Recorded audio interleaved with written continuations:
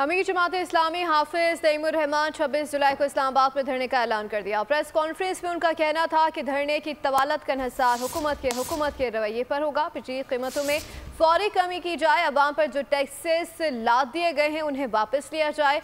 हाफिज सईम का कहना था वो आने वाले दिनों में बदतरीन मुआशी हालात देख रहे हैं। हुकूमत चाहती है कि धरना ना हो तो अवाम को रिलीफ दें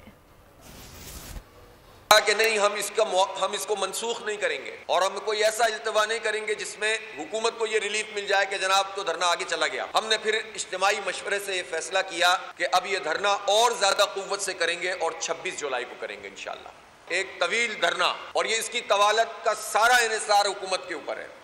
हम पूरा चार्टर ऑफ डिमांड बना रहे हैं। ये चार्टर ऑफ डिमांड होगी हमारी धरने की कि बिजली की कीमतों में स्ट्रेट अवे कमी करो और ये टैक्सेस जो लाद दिए गए उनको खत्म किया जाए। अगर तो हुकूमत ये समझती है कि धरना नहीं होना चाहिए तो वो आवाम को रिलीफ दे।